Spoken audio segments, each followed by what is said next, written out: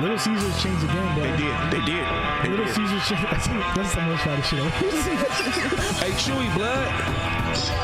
They want you on the podcast, bro. Look, he Mexican, bro. You gotta put him on. Am I interrupting your depression? I'm sorry.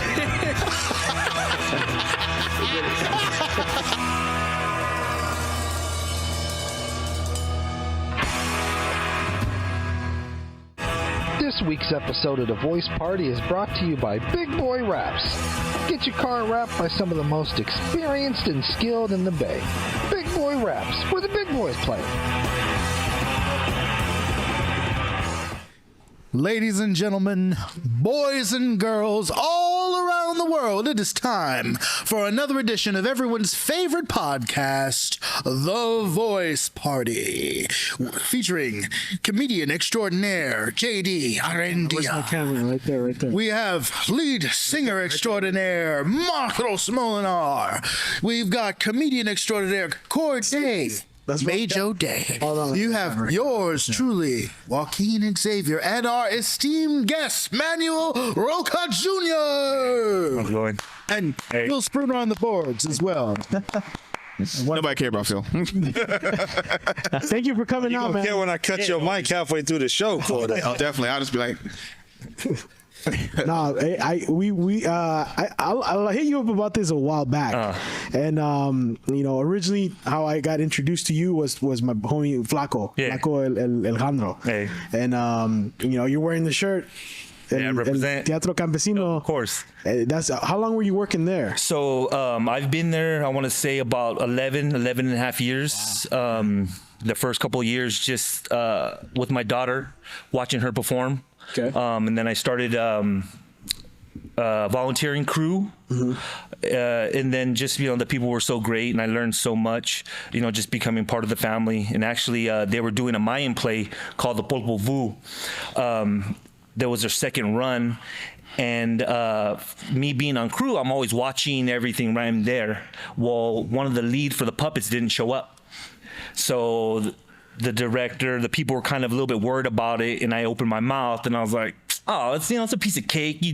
4 steps forward, 3 steps to the right, and I started mimicking, the rehearsals, and they're like, you got it, you're in. And I was like, huh? So then the second year I went from crew right into performing. And then so I've always had both hands in there, crew, and then perform and then go back to crew, Oh, okay. So I do a lot of everything, even not just that, but if you watch it enough, you'll learn to do it. Yeah, I've house managed, I've done janitorial, I've ushered. I'm not, I don't mind getting my hands dirty. That's how you build relationships with your workers and, with the community, That's cool, man. Yeah. So you were working doing more janitorial first, and then you got into crew, and then janitorial. It's just one of those things where you see garbage, pick it up. Yeah. And then they asked me if I wanted to come on board, and I said, yeah, I can do repairs. I've always been handy. I've held a lot of hats. A lot of positions. So That's cool. Mm-hmm. What a little history about El Teatro Campesino. I was actually, I read about it and watched videos about it before. It was a theater that started before. During the Delano Grape Strike. Yeah. So actually, it kind of formed out of necessity for the strike, right? So back then, mid '60s, actually started with the Filipinos. They were having a huelga, a strike, union strike, and then they weren't really being heard. So then, the Mexicans, we came, put our cuchara on the pot, stir it up, and to help out, right? Because we have similar backgrounds, right? Coming from poverty and, with the Filipino community. And then so when the teatro started in the field, it was because our people didn't really understand the concept of how they were being taken advantage of. Oh, right? Wow. So what they did was they used satire, which took a minute for me to get used to, right? Because even I was still new to this, not understanding satire in the full, right? I'm like, why are they saying this, until you really get what satire is. But it was a way to bring a little bit of awareness and comedic to something that's a real delicate and serious situation. So by putting on these acts in the field, they were able to explain to the farm workers, hey, look, this is what's going on. And then that's how the movement it gained, right? It gained support. The Filipinos gained support, and then they just, everyone got together, supporting each other until finally, they broke down, and they formed the union, right? The farm workers, they couldn't hold everybody back for that long, because in the end, what do they want? They want the money. And if there's no one to grow, no one to pick, and if no one's buying, they're going to have to give, you got to give in. Right. And so that's what they've done. That's a way better explanation than what I've heard about it in some videos. Yeah. But that's, I thought it was just a way to entertain the people striking, but it's actually to inform them. Yeah. Because a lot of people don't realize, like, I mean, even in modern times, it's through art, through film, through music that you learn about certain issues. Oh yeah. That's how you got to get them. I've been meeting a lot of people lately saying that art in film and music, that's the way to go when it's done properly, right? When it's used in a positive way. Yeah. Right. We know that a painting or a song or words can hurt people, but they can also uplift people. Yeah. They can bring unity, just like anything else, it's how we use it. Right. Yeah, definitely. Right. And, working through El Teatro Campesino, you've gotten, like, were you writing before Teatro Campesino? So no, I wasn't writing before, but I've been studying for the better half of those 10 years. Even before the teatro, I had already been involved in danza, Aztec dance. Oh yeah. I've been learning about ceremony, the 18-month indigenous calendar, what veintenas or ceremonies go with those months, how to set up altars, how to run medicine, how to gather medicine. So I had already been learning for a long time. And a lot of the writing, not just being inspired by these old writings, but I've always had something to say, right? And it's about finding the right way to say it. Well, we've always had issues in the community, right? For sure. Some people are united and some are not. Well, I've always had these questions, and then to voice them in the right way, that's what it's about. It's always difficult when you have problems within your own community, right? So I've always had these things to say, and so a lot of these writings talk about that, but not just that, even in opening it up to the rest of the community, right? Like, I guess with my writing, what I've noticed is that we all experience love, pain, right? It's just how we deal with them is what separates us, right? These are things that are across all planes, So I've been able to address these community issues, whether it be division or crookedness, and open up these writings because they were first geared towards, my people, but then I'm like, everybody acts like this, Right, so I've worded it in a way so that you can plug in who you want. It's medicine for all. Yeah, medicine for all. There you go. That's an interesting, a good word that you use, medicine. I actually just made a post recently joking around about what we do here at the Voice Party. Yeah. It's verbal medicine. I thought it. No, you know what? It's true. During these writings, right, in the COVID quarantine, right, we all experienced a lot of pain, for sure. Absolutely. And then one of my teachers had passed due to complications with COVID.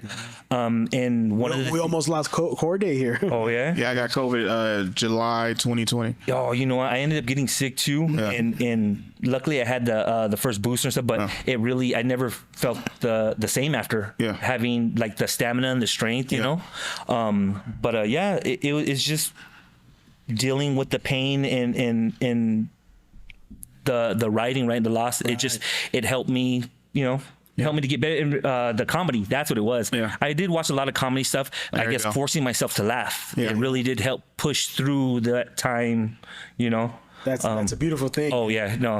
I feel like the act of laughing, you push a lot of bad stuff out. Oh yeah, of course. Emotionally, spiritually, and physically too. Yeah. I've heard one time I was at a show performing at Copper Spoon. This lady laughed so much that she farted. I was on stage performing. Hey, you know she was laughing good. That came from deep within. I performed an exorcism. You know. Last weekend, there was a lady at Copper Spoon and who was like there, was like just laughing, like hanging out with the comics, stuff like that afterwards.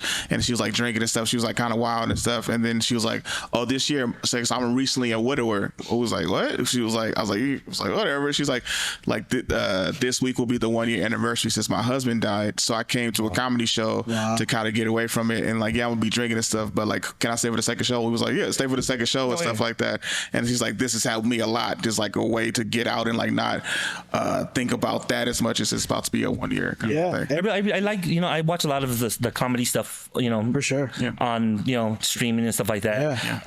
It's just like I said, with these last couple of years now, I could kind of get weird about being out in public with everybody, because there's still a lot of cochinos out there who don't wash their hands.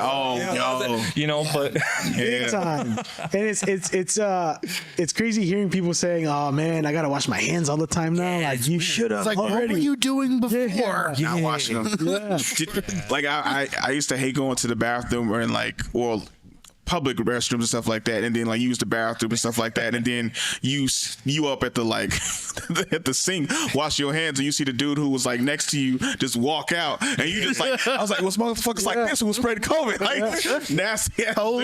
No, the worst thing is seeing them outside of the bathroom, like touching the railing after. That's pretty gross. These are grown men. One time I saw a dude. You could at least act like you're washing, throw it under the water. Something. I saw a Just dude. pretend, man. Where were you? Put some effort into it. Saw a dude eating nachos after he left the bathroom and didn't wash his hands. I was like, bruh. I was like, ugh. And that dude is playing with his life. Right? He was like, I was like, oh. He's gonna have to get some Pepto at some point. It was super easy in that time to go to. I myself went to like a dark phase of drinking all the time. I was home all the time, and I wasn't doing anything creative in a good way. Just drinking, smoke. I started smoking a lot more, and just let myself get into a dark place. It happens. You heard about a lot of other people that went. They didn't make it. They didn't make it, and it's a thing that, like I said this before, and I said it so many times, that I hope if anything happened out of 2020 is that people realize how important like writings are, comedy, filmmaking, that all that stuff's important, man. They always say, right?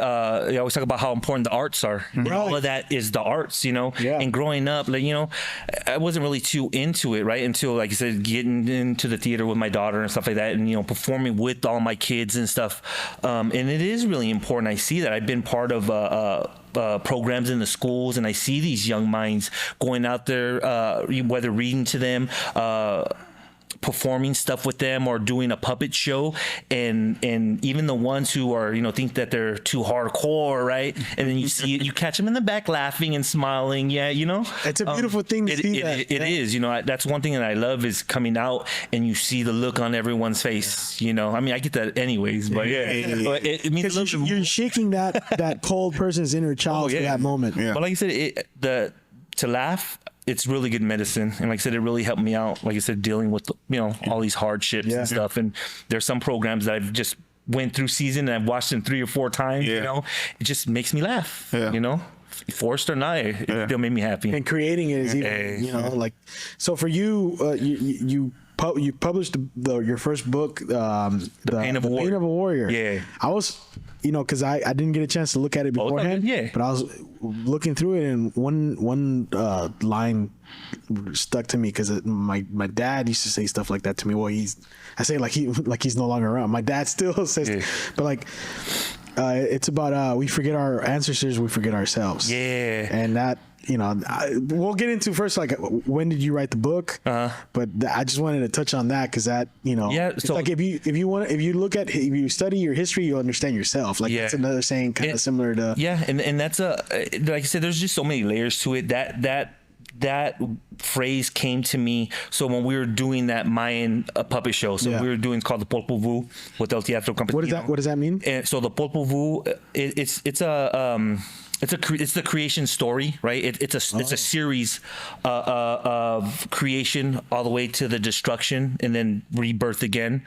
And so the Popol Vuh is the beginning creations, and then what you have is called Seven Macaw after, and then what you have next is called the Magic Twins. Oh, okay. And like I said, there's a lot of layers to it. But that phrase that you're talking about, it came to me in one of their ending comments of the show, right? I was hearing it, and I've heard it multiple times working the show and then being in the show, and it was just, it was like, it really spoke to me. It's like, well, what are they trying to say, right? It wouldn't leave until when I came up with that phrase. It's like, if I forget my ancestors, I forget myself. You forget who you truly are, and that's what I've been able to do with my book, with these writings, right? Inspired by these old writings, I've been able to look at them, see them in a different light, and then be inspired by them. Someone asked me, is it a retranslation? I go, no. I go, these are inspired by, I read these 500, 600-year-old writings and being, what's the word I'm looking for? Being interpreted, right, into Spanish, and then by the Western academics, it loses validity, right? And they put so much on it. I go, no. Just translating something from English to Spanish, Spanish to English, there's a lot there. And so that's kind of what it was, right? And I was like, what is it? I look at this body, what is it really trying to say, right? And like I said, a lot of my writing comes out is about being one with the land, being in touch with your ancestors, no matter what culture you're from.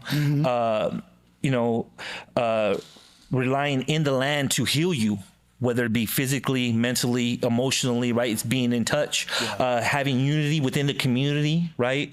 And so a lot of my stuff is positive like that. And then, it does touch on death and answering the question, who am I? Who is anyone ever going to remember me, right? What I see in those indigenous writings is they're always looking at how can we live forever, so to speak. That's something that comes up, and you see that across all cultures, right? It's how can we live forever? How can we be remembered? Yeah. Right? What comes after death? Live forever after death. And it's what we do in this world now, in the community, right? The more good we do, and there are some fools that, do some negative stuff and get remembered, but it's still on the community, right? We hold up. They hold up who they want to hold up. Right, right. So all I can do now is just, like I said, working with this, having this body of work. Eventually, it will be a tool for me, right? To have this body of work and be able to present it to kids, be able to present it, in the schools or with the academics. Yeah. And that's kind of where I'm geared and or going, to, right? Working in the juvenile hall, working. Oh, you are doing that? Yeah, I worked at the Boys Ranch. Okay. And I was also there as as a teenager, but it's all good. Yeah.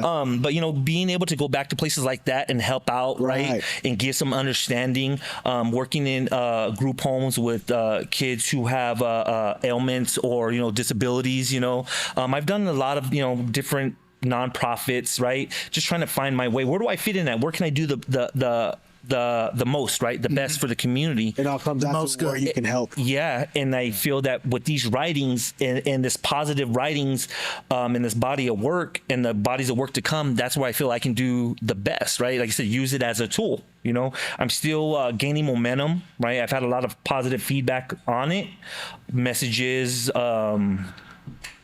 messages and calls, right? Talking about the book and stuff like that and wanting explanations. And I would just love to just be able to share it with, And that's really cool that you mentioned, like, you're studying stuff from 500 years ago about our indigenous culture, because much like, I feel like, when you look at reservations now, sorry for that sound. I don't know what's okay. Yeah. So you're seeing the earphones. Yeah, is it? We'll edit it out. No. We'll edit it out. you know, when you don't have a connection to who your ancestors are and where you come from, you know, it's like a common thing in all cultures. Yeah. Whoever loses their history, like they're kind of lost in a way, and it's not just because you're poor. It's a lot of other stuff on top. Oh yeah, like I said, there's a lot of layers. Like with the African American community that were brought here and they don't know what tribe, like tribes, culture, and things. We like know that, roughly what area we're from, the West Side, but like there's so many different. You know, communities and tribes and nations over there. It's high near impossible to tell what your ancestors were doing. Were they fishing? Were they hurting? Well, or just my maestro, he put it like this. He always like that trauma in the community. It's like someone drowning, right? When you don't have a stable foundation, something to hold on to, you're gonna grab for whatever's there, whether gangs, drugs, negativity, right? And that's what's hard about learning about our cultures, that we're not introduced to these things until we get older, right? We get indoctrinated with these beliefs, right? When I first heard about indigenous people, it was sacrificing people and eating hearts. And even most of that is I wouldn't say embellished. It's embellished, Not say it didn't happen, but still you had things like that going on across the whole world at times. You know what I'm saying? There was things like that everywhere, from every culture, right? But like I said, to have that positivity growing up, it wasn't. I didn't learn about my culture and learn about where my mother's from and the indigenous side until later on in life, But when experienced all the hardships like everyone else, right? Because you didn't know, you just know what's in front of you. And the same thing with African American culture, right? You don't learn a lot of things and even positive things until later on in life, right? Like you don't learn much like Black history until you get to college. Like the three people you learn about Rosa Parks, Martin Luther King, and then Malcolm X. And then when you take Black studies classes in college, you start learning more about Marcus Garvey, Frederick Douglass, and things like that. Ida B. Wells, Barnett, and it's crazy. W.B. Du Bois, and then Angela Davis, and like all these other people who was helping through the civil rights movement. Which is kind of funny because it's like you only heard about those three people. Like, how did this whole movement happen? Because there was a lot more people who was helping out during this kind of time. Huge groups. Just with my buddy, the filmmaker that I introduced you to earlier. Jesus Cruz, we're talking about, and he caught me on something that we're talking about Chicano culture, and the gang part's always the one that gets talked about the most. He did this film about a Chicano culture thing about collecting oldies. And I kind of felt bad when he mentioned it when we were having lunch, that like I sort of touched on the North and South thing. But it's like if you look at like the Chicano movement, like yes, the gang part is something that like the media talks about the most, but it's bigger than that. It's for me, it's hard because that's why I'm glad my good friend Robert Ellison, that I have someone to ask, still a mentor, and when we talk about culture and when we talk about history, right, what is relevant culture, right? Like you said, like the gang thing, right? That I've heard that brought up, and it's still relatively new. You know what I'm saying? It's some people consider the Zoot Suits a gang to a degree, but people don't understand that a lot of those things came about to protect the neighborhood from the authorities, right? And they did grow into something else and change, but still it started off in a positive way. Protect against the sailors that were attacking. And other people, right? And that's just the way life is. People are going to get along and people are not. But that's how a lot of that stuff started, right? And a lot of the communities, that's what it was. It was just about protecting the community, and then it turns into something else. But it bugs me like when they say that's part of the culture, because to me, I don't see it as part of the culture. But like I said, everyone's entitled to their opinion. And that's what the first thing that they throw. Like like you said, that's the like we talk about Aztecs, like the sacrifices. When like in even in the Bible they talk about that's what they were doing over there. Like in other places, like everyone did that. Like, So it's like I said, I think slightly different, right? Against the grain. Yeah. It's hard for me to have discussions with certain people. Yeah. Right. But I still entertain, I try not to shut people out, I always like to, get the different ideas and get the different opinions. And I always say, like, you can get 5 hazy truths, and when you can overlap them, you know what I'm saying, you can get a degree of truth out of it. That's all I can do is just use my best judgment with education, with the community, with people I meet.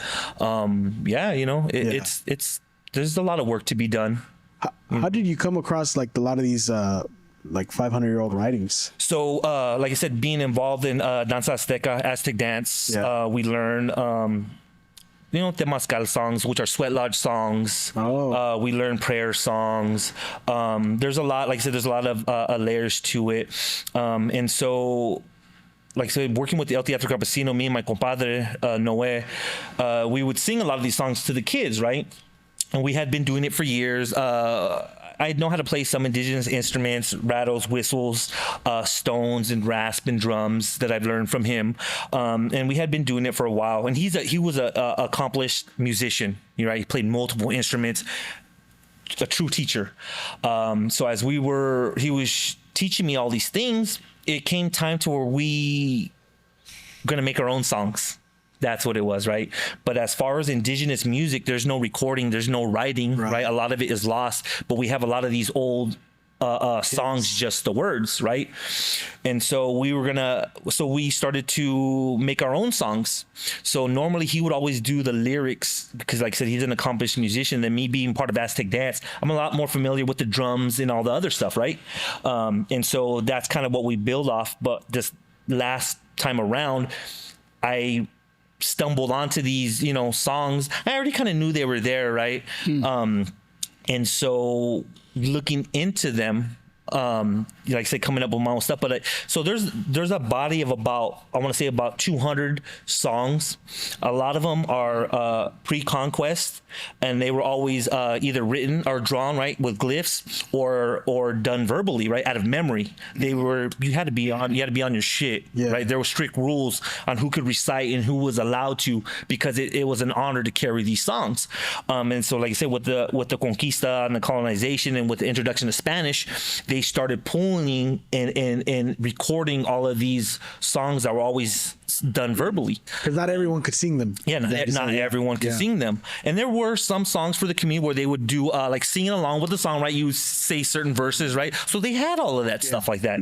And then so there's a body of about 200 or so songs that are set in stone. There's a lot of pieces just out there floating around, and there's a lot of still undiscovered pieces that communities are holding on to, right? Because they've been caretakers, for hundreds of years.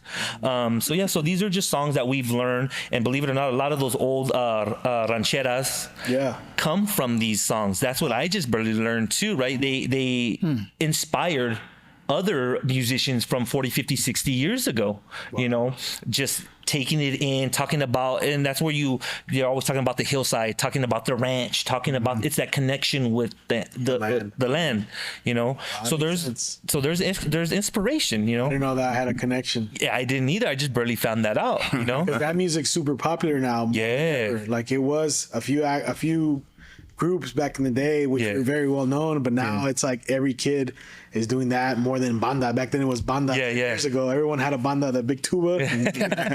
Now they're all playing the guitarras and singing about the land. Really, I didn't think of it that way. And so, like I said, this body of work. And so I've collected a few pieces, and I found just through my research, academic writings from like thesis papers, right? I don't know how these students or professors come across it, but obviously they have access, right?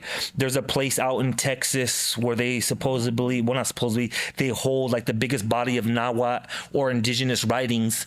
What is Nahuatl again? So Nahuatl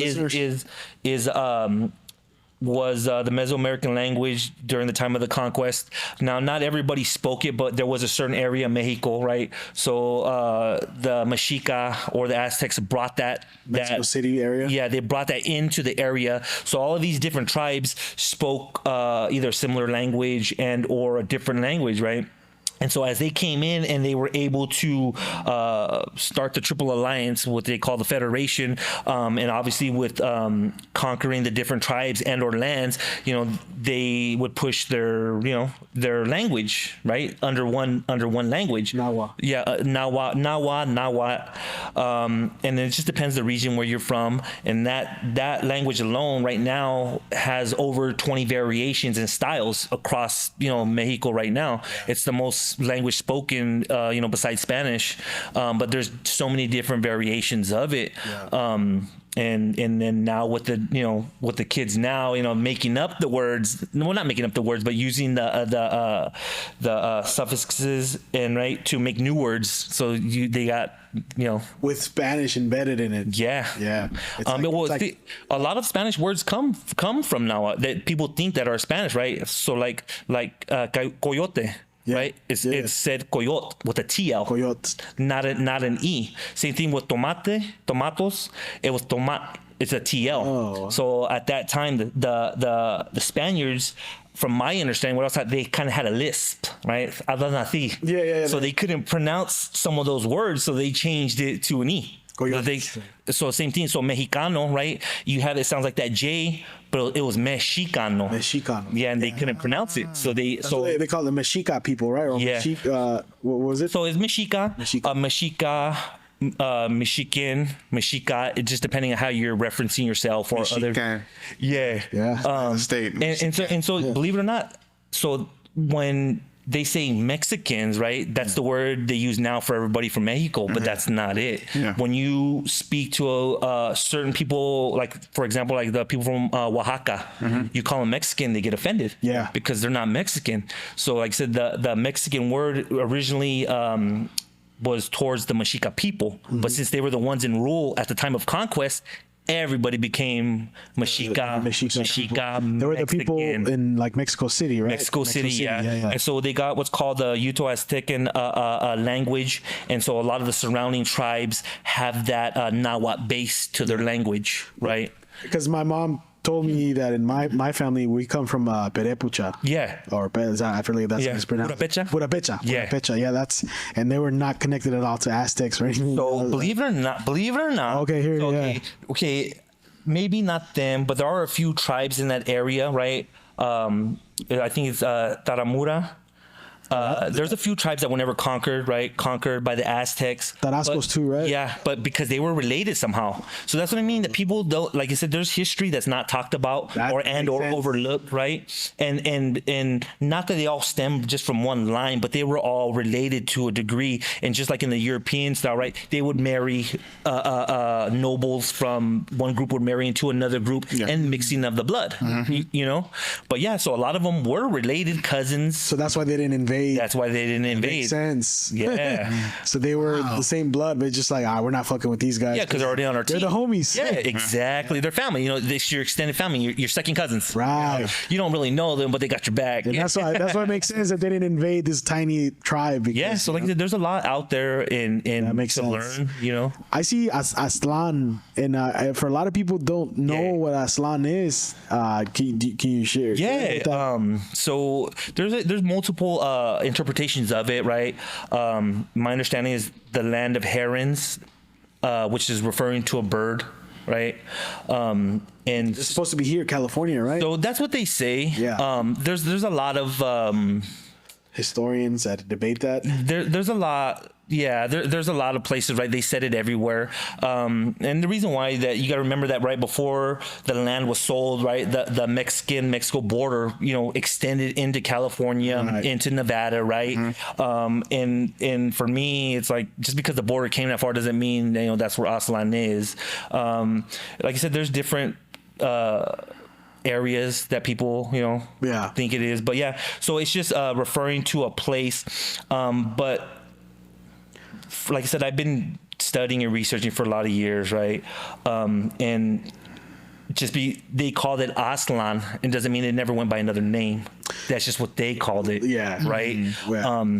Because I've heard that Aztlan was just referring to the area which is LA. That's what I've heard. Yeah. Too. I've heard different variations, so I know. Yeah. There's nowhere where you can verify any of this, unfortunately. You know. And I know what you're talking about, because there's someone outside LA. There was a professor, and he made a connection with two mountains, and the sun set in between the mountains, and then they found some artifacts out there. And so, but yeah, you know, I personally don't believe it's out here.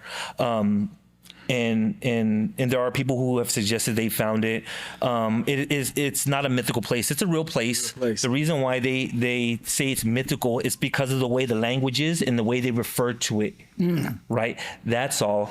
Sometimes like they talk about sages and medicine men and healers transforming into birds and flying back to Aztlan. And it's not that. It's in the metaphoric sense, right? When people go on a journey, you can call yourself what you want. You can migrate as a deer, but in their way, they always refer to it as birds, right? Yeah. And so it's just that metaphoric speech. You know, they traveled back to wherever it was for whatever reason. You know, but yeah, there's a lot of things. You know, they always talk about the Red Mountain, and so that's why people think Utah. You know, that's what they refer to. And they found like hieroglyphs of what they call the feather serpent.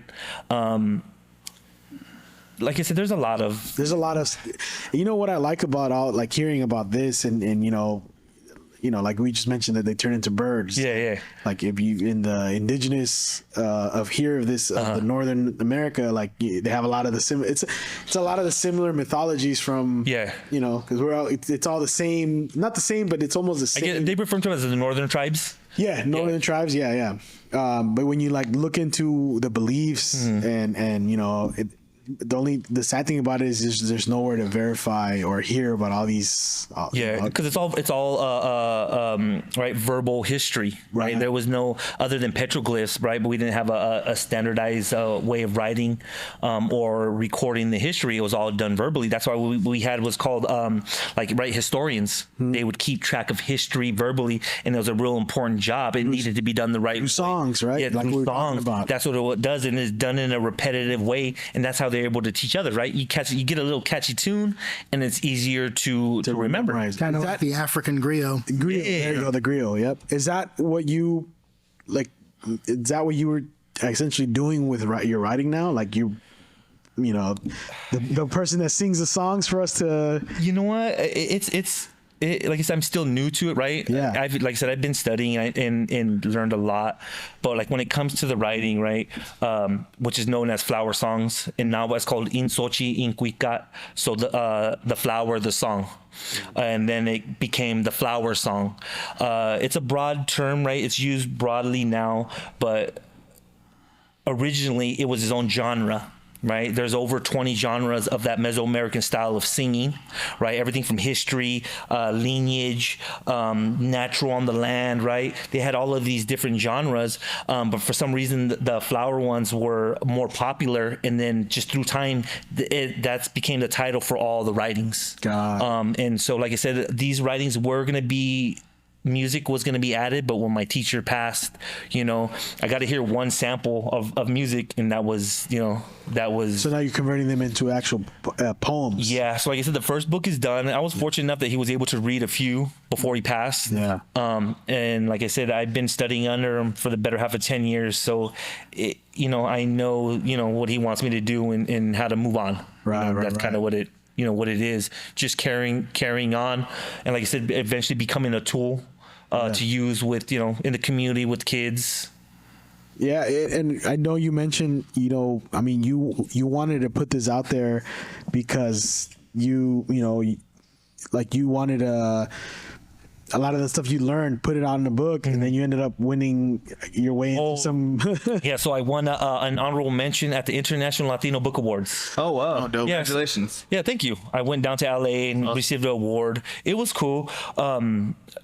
It was a last minute thing, and I was kind of. I wasn't really too keen on doing it, right? Because I was like, I don't want to enter my book in a contest or whatever, Yeah. Right. And just speaking with people who are important to me, it was a good idea to do, and then so I did, and I got an honorable mention, but I was told that there was great potential for my book. Even though I submitted it, it didn't have all the criteria for a full book. Like I said, it was so last minute, and it was there, and it was for the community. But like I said, they gave me great feedback. They really liked it. You know, as soon as I walked in, they pointed me out, and you know, already knew my name. So I was like, you know, someone here. You know, how did that feel? Because I know you say you don't like the social media stuff, but like, or just like, you know, putting it out there. You know, it's. I've always. Like I said, just the way I grew up in the streets and having a chip on the shoulder, right? I've always been real popular. I've always been first in line, push myself in front, right? And as I have grown and matured and care more about myself in the community, right? I've been able to put myself last, which I don't mind. And that's kind of what I do. Just try to stay humble with it, right? And so some of my teachers always say, don't downplay it so much, you know. Yeah. But as far as the experience, I just, you know, went and just said thank you, just sat there, you know, and, you know, spoke with whoever, and, you know, and, you know, take pictures. And I just try to be, you know, respectful. Like I said, just be humble about it. Enjoy the moment. Enjoy the moment. Like I said, it's still gaining momentum. I mean, like any other artist, right? I was told don't give up my day job, especially, you know, being a writer. Everyone hears that. Yeah. But I mean, I think that I would eventually like to get to that point, right? Where I would be able to do something with it, speak to classes, make money, you know, donate, you know, and those are things I've already been kind of doing a little bit now. But just on a bigger scale, right? Just to give back, give back to the community. Especially because, like, is this all you're doing full time now, writing? For right now, yeah. I have a few. I've been approached by a few different nonprofits. Nothing set in stone yet. Just taking my time with it. Even people out of state have contacted me. Just trying to. Just where I feel comfortable, right? Yeah, I don't want to rush into anything. Yeah, just trying to figure out where can I do the most good in a position. That's kind of what it's coming down to. Yeah. But as far as theatrical stuff, I'm still there, you know, and I have plans for the future. Just trying to take it slow. So it's not necessarily that you're working to be a, you know, that's what I get, the feeling I get from you. It's not that you're working to get to, like, just, you know, being a full-time writer. You're doing this for a purpose to show things to people that so there's a bigger picture. It's a bigger picture. It's not just so like I said, there I was actually writing 2 books at one time, and it was a little bit too much. You know, I jumped in too deep, right? But it's what I've noticed is that for someone to really see who they are, right, and to experience something, it's when everything's torn away from you, when you're broken down, right? That's when you really get to know who you are. And like I said, dealing with these experiences. When you're broken down, right? I talk about in my book about only when I'm inside my heart and I'm in there crying, can I really see my spirit, right? When you're at your lowest and everything's stripped away and nothing to live for, so to speak, right? You can stand back and look at yourself and say, well, fuck, what do I want to do with myself now? You know? There's only a couple of options, you know. You can give up, or you can you can build yourself back up, you know. And so my second book that I'm working on, the introduction, kind of explains, you know, touches real quick on some of the hardships that I've been through, you know, love loss and abandonment and abuse and a lot of things that everyone else has experienced also, you know. And that's the thing, is that we all experience this in different ways, right? I've just been able to harness that pain with my prayer and then turn it into something positive, you know, with the research. And the pain of a warrior. So, and then kind of full circle. So that's what it goes with the 4 books. So I am committing to doing 4 books. My second book is halfway done. I got the intros done, and then I'm about halfway done. It's going to just be writings, but the writings are a lot more full. So these ones are they were just little pieces, because I'm so, like I said, I have no one to really teach me about these, you know, old writings, right? I'm learning as I go, but for some reason, like through my prayer and everything I've been through, when I read these old writings, I see stuff. I see patterns. I see their style, you know. And then in these old writings, it's not just from one area. It's not from one. These are like 20 different tribes from across the region. So you have a compilation of writings that are not just one style. So I'm in the book, you'll see the different styles of writing. I have been told that it's a roller coaster of emotions. I go, that's because it's being inspired by different people at different points in history, at different times of pain, or, you know. Which is something that people, like, you know, will just classify it all as, like you said, Mexican. Yeah. It's kind of like when we talk about hip hop. Yeah. You look at like East Coast hip hop to West Coast hip hop. Southern. It's all different. It all sounds, you know, just, that's how I'm sure, like a lot of literature, like you said, it's all, you know, and, you know, but it's all classified under, you know. Yeah, it has a broad genre, you know. But yeah, so the second book is going to be called The Death of a Warrior. Is that the one you're working on there on your? So yeah, so I did have a piece open, you know, just in case, you know, we had time to share. Do you want to share it? We do. You want to share it to us? We would love to hear. We got time, man. Yeah, all right. Please do not Is this from the? Let me look at my editor. Make sure thumbs up for the second book. Voice Party exclusive. Exclusive. Yeah. Oh man. All right. So All right. So yeah, so I think that you have the name of this book coming up, not yet. So the name of this book I'm calling The Death of a Warrior. Yeah, Death of a Warrior. Oh my bad. So it has to do with the 4 directions and then what it represents, right? And then so each direction represents a color. It represents an action, a thought, a feeling, right? So we have birth, we have maturity, we have death, and then we have we have the warriors, right? So we have these 4 components of life, and that's what. And there's a little bit more to it than that. That's just the crash course, but it does represent, right? So, and that's kind of what I'm doing with my book, right? So we have here the pain, and which is representing red, right? And then so we have death. And then after we have, I don't want to give away the rest of the titles, but it is coming full circle, Right. And so I do have, something I'm doing with it. The Empire Strikes Back. I was actually gonna compare it to it's gonna be like a Star Wars trilogy. So and for now I'm committing to the 4, and I still have, like I said, I have a lot to say. Yeah. A lot of pain, and like I said, it helps with that, right? And I really do suggest that when people are going through, either talk to someone, write it down. Even dealing with the healers and dealing with medicine, what we've learned is when you have pain, there's a lot of ways to get rid of it. You can write it down and offer it, burn it. You can give it back to the land. You can put all that negativity into an object and get rid of it. You just have to know how to do it. And so there's ways to help. And is it a cure-all? No, but it helps, and that's what it is. And when you get enough help, it alleviates a lot of that pressure. So that's what's been going on with these writing. Right. But yeah. Awesome. Yeah. All right. So you guys got the exclusive right here. All right. So this is called On the Mountain. We have yellow beans appearing on the mountain. There are yellow-headed parrots gathering in a place where we, the flower poets, have a relationship with the giver of life. Be with us facing towards the east during the start of the day. The body stretching and yawning, the heat of the sun turning back time. We offer boiled beans and pulque while we sing in the company of our ancient ancestors. They are with us. With my breath, their heart beats. My heart also beats with the duck-like birds. Receiving, then tasted the boiled beans and toasted corn I offer to the cacao flower. In front of the giver of life, I honor the land and the people. The dove flower feeling pain within, abandoning fears here in nature, shining beautifully in a place where crooked toads feel no pain.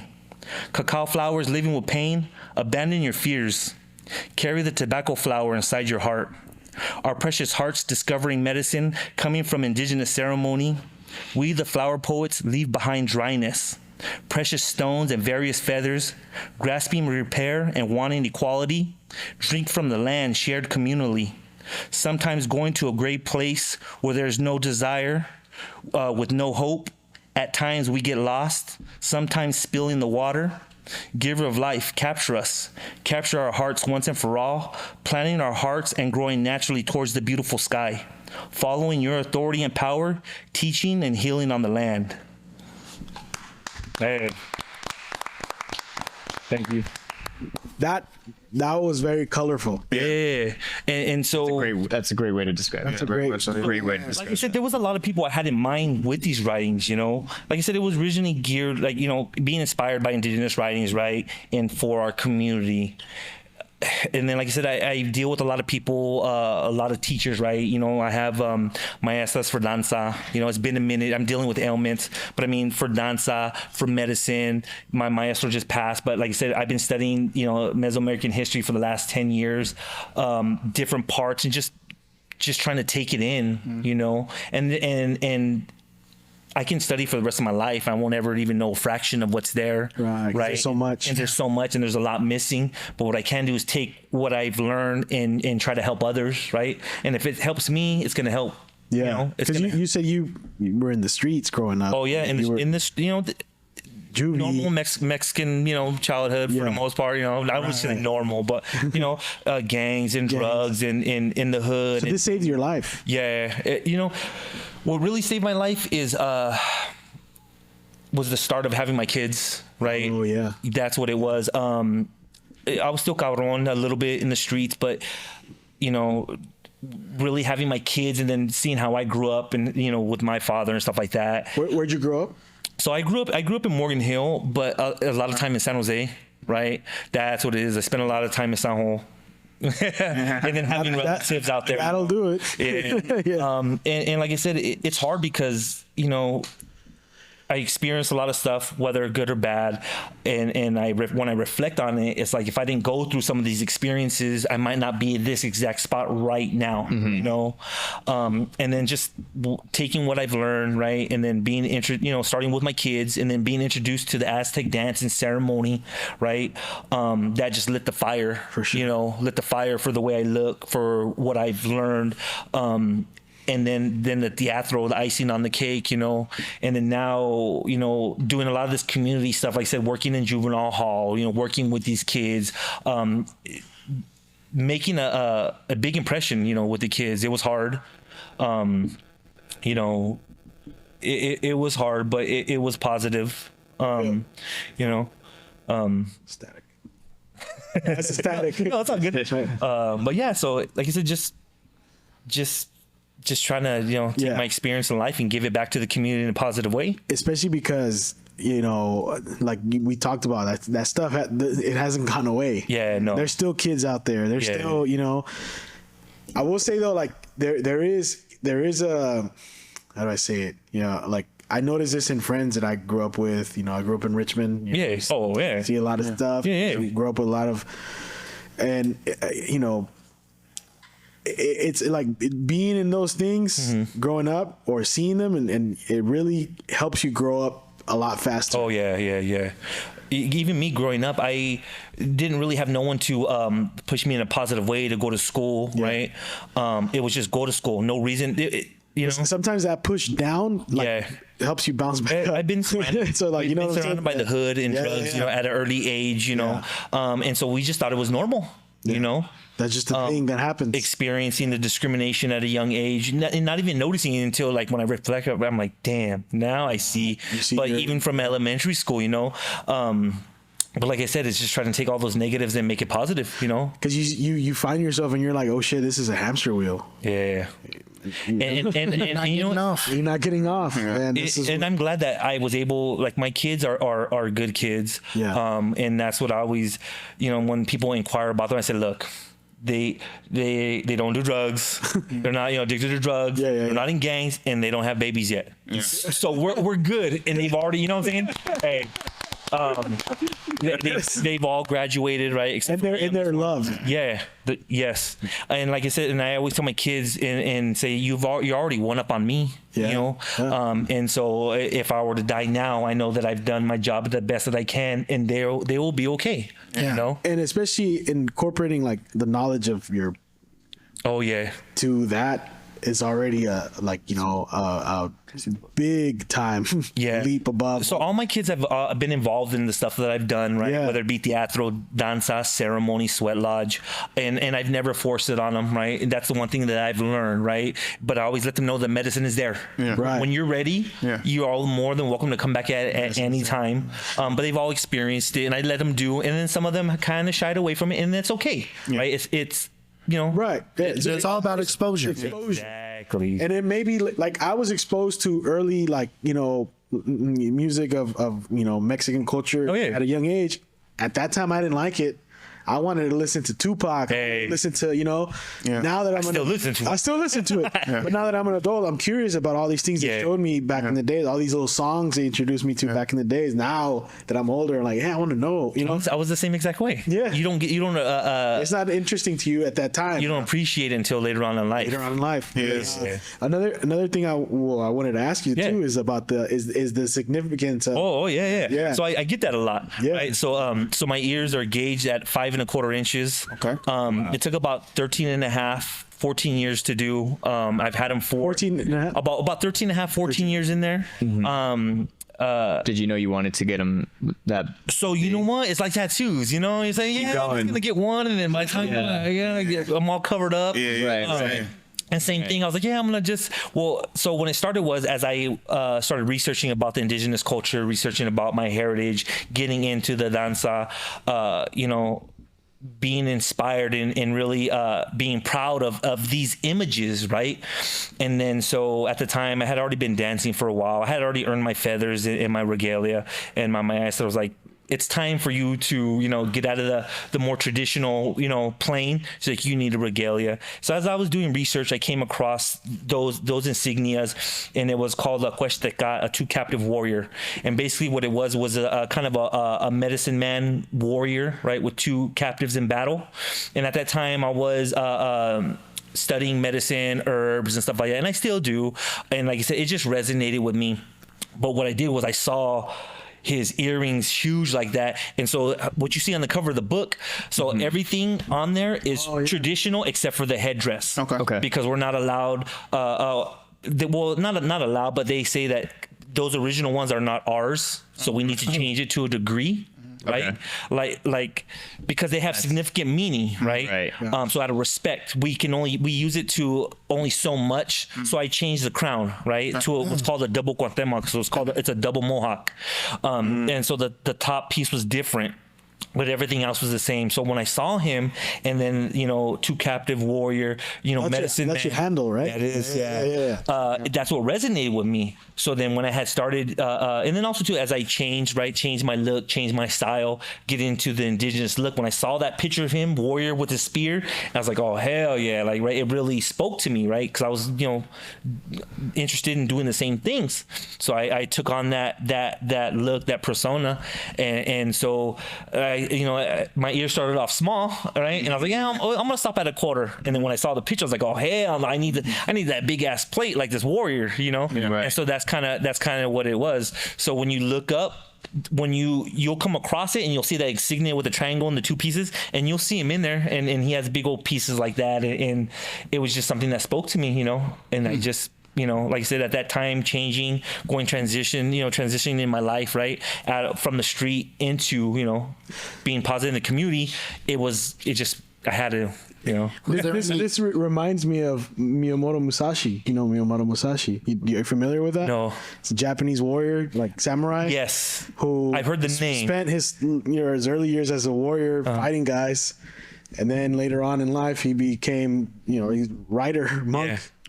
All about people, and his writings help many people have years after. And every time I'm sorry, go ahead. No, it's okay. Go ahead. That's what you remind me of. It's about all the experiences in life, right? Yeah. That's what it is. It's to how can you really I don't want to say like give advice, but like to speak about certain things if you haven't been through, right? Yeah. If you haven't been through it, right? How are you gonna talk down a kid out of violence when you haven't gangs or drugs or what I'm saying? And that's what I see a lot, right? In the juvenile corrections, you have all these people who care. Don't get me wrong, they care. Yeah. But if you don't know what it feels like to be homeless or to eat food out of a dumpster or to gangbang, you know what I'm saying? How are you ever really gonna reach a kid, right? It comes with experience. Yeah. Kind of what you're talking about, the warrior, right? In the end, when you've gone all the way around, what else is there to do but to write, and to maybe someone will get something out of it, you know? Because there's a lot of us out there. Yeah. Everything that, you know, we've been through, there's someone out there that's also been through that.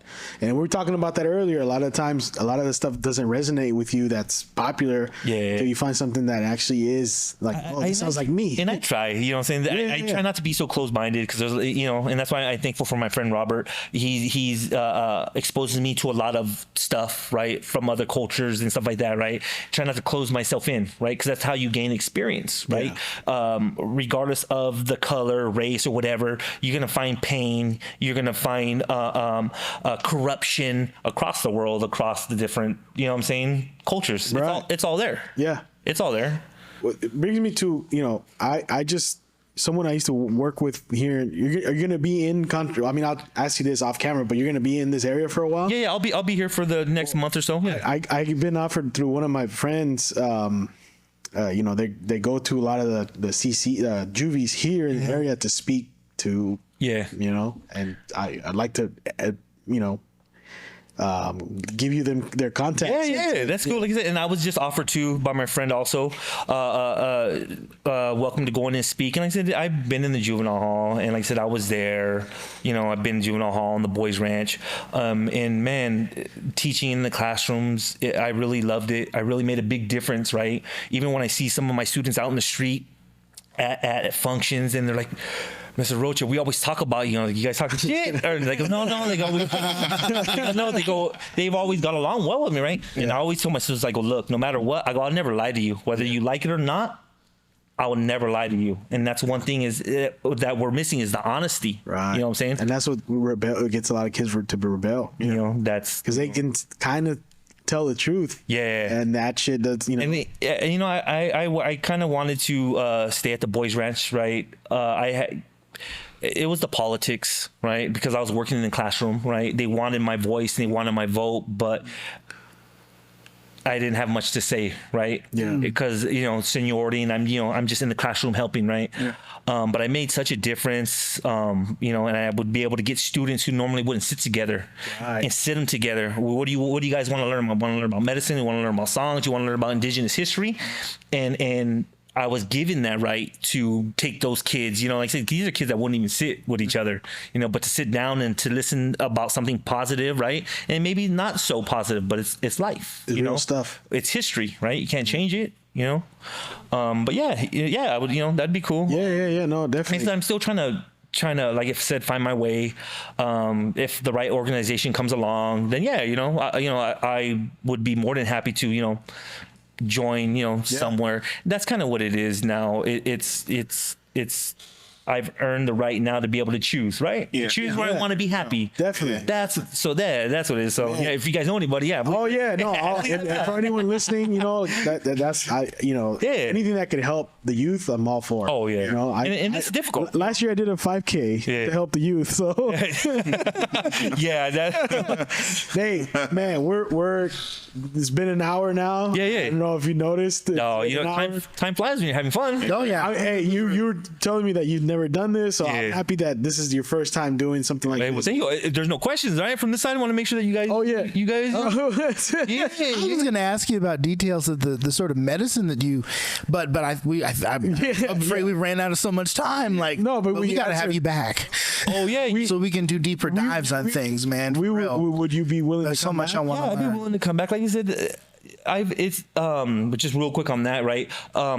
I have a teacher for that, and also self-taught, right? Yeah. And there's a lot of knowledge out there, right? Even if it's just basic herbs, you know, even my daughter bought me a book for Father's Day, foraging and gathering in the state of California, just plants that are native to here. And then they all have medicinal properties, right? So these are things that we can learn. But what makes it special is who you learn it from. Well, I wouldn't say special, right? Because it is special if you learn, you know, but, you know, there's connections to be made. Yeah. You know what I'm saying? But yeah, I can come back and we can talk. Because this is like we got to know who you are, and I enjoyed like because when we were talking about like you talked about prayer and you talked about, you know, the history of this. There's a lot, like I said, there's a lot of layers in an hour. A lot of layers. It's hard to get it. Absolutely. Yeah. This is the introductory session. But this is the syllabus right here. For our listeners who may be interested in buying this book, where can they find it? So it's on Amazon. And just look up The Pain of a Warrior. And also on my Facebook page. Oh yeah. Right? Sorry. It's pinned at the top of my Facebook page, Manuel Rocha Jr. Yeah, it's public, so you know, I ain't got nothing to hide. You know, I ain't got nothing to hide. Yeah. And then also we have a Two Captive Warrior Press. Yeah. For people, that's just only a Facebook page that only has my writing and some of the photos, right? Because some people are only interested in my writing, don't want to be my friend, but it's all good. You know? But yeah, so it's there, and it's pinned there. But on Amazon, and like I said, we're doing a final edit to add on my little award insignia on there. Okay. Oh yeah. We're waiting for you a few other things, a blurb from another author, right? So there's a few things we're trying to catch up on, but like I said, we're still new to this and just trying to do the best I can. We're new to this, but we're true to this. Yeah, you know how I'm in it now. You know, I love it. When I read it, can I send you my description, your review? Yeah, if you want. Like the thing they put in the back. And so that's one of the things I got deducted points for because I didn't have a blurb. Blurb, that's what it's called. A blurb, yes. Oh yeah, I'm not too keen on that word, but apparently my editor tells me that it's popular and has been used for a long time. Right. A blurb. What's a blurb? I don't know. But yeah. Yeah. No. This is beautiful, man. Oh yeah, thank you. And I looked inside.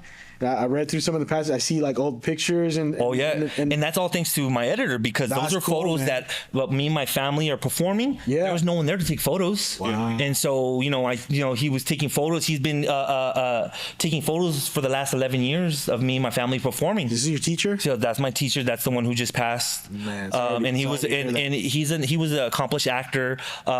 He toured across Europe. So like I said, there's a lot there. It's a lot there. Yeah. Definitely dive into a lot more. I appreciate the time, and like I said, would like to have you back again. Yeah, so please have your questions ready. Yeah. Absolutely. Oh yes. We'll definitely, hopefully, by the time this next one comes out, we can, I don't know. Oh yeah. Would you have a plan for that one? I'm like I said, it's on there. It's on time, and to submit it, I think it's going to be in April. Okay. And I can see myself at least winning a position. I mean, you never know, but Speaking into existence. The writing is getting better, and that's what my editor says. That is what you want. You want to see growth in your writing. Mm-hmm. You know what I'm saying? You don't want to see the stillness. You want to see growth, and that's. In this next book, you can see the growth in my writing. You see you get more comfortable and more comes out. The prayer gets stronger. Right. Yeah. Yep. Right. Man, before we go, like if our listeners want to follow you on IG or anything like that, can we? Just Manuel Rocha Jr. That's the Facebook, and then I think it's the same for Instagram. Okay. And you can try Two Captive Warrior. Go ahead.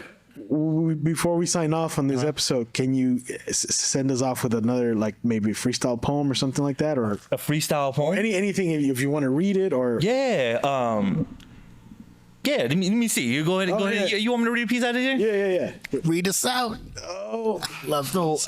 When we have people who write poems, we always like to end on a good poem, like or a piece. Yeah. Sign off. So let me go ahead and read this last. This is the last piece I have. I guess it's my last word in the book, right? Okay. And it's called "If We Forget Our Ancestors, We Forget Ourselves." That's the one that resonated with. And so I'm in a green feather suit. Nice. Aztec warrior. All right. So this goes: as I follow the path of the copal smoke into the universe, I silently ask the ancestors to be with me in my heart. Through this journey of prayer and research, I see a common concern among the indigenous ancestors. How can our people endure the pain and suffering of the moment? How can we remain in existence throughout time? A new poet has now responded by playing the bird rattle, invoking the ancestors with ceremony and offerings. Do not be so concerned about procedure when acknowledging the ancestors and our origins. There is no wrong way if it is done with love and respect. I am not an independent entity. There is no I or me. There is only us and we. We are the manifestation, the embodiment of our ancestors. We belong to a bigger circle. If we forget our ancestors, we forget ourselves. By removing envy, dishonesty, ignorance, and arrogance, we can live a happy life. Acknowledging indigenous ancestors, here we offer our poems. May these poems help you endure the pain and suffering of the moment. May the memory and spirit of our ancestors remain in existence throughout time, letting their medicine heal our people, letting their medicine heal all people.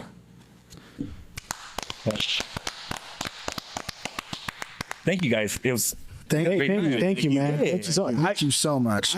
I had questions prepared for you, but you answered them all. And then you answered them in a way that like, oh shit, I that would have been a great follow-up. Yeah, right. Yeah. So, man, thank you again for coming out. I look forward to reading the book. Thank you so much. It was my pleasure. Thank you guys. It was an honor. I had fun. Yeah, man, I did too. I learned some new things, and that's what I always look for when I'm like, you know, meeting a new author. Oh, yeah. Something I'm gonna learn. It's gonna entertain me, and you know, it's awesome. You got it. That's been the Voice Party, and we're out. Hey, thank you guys. No problem.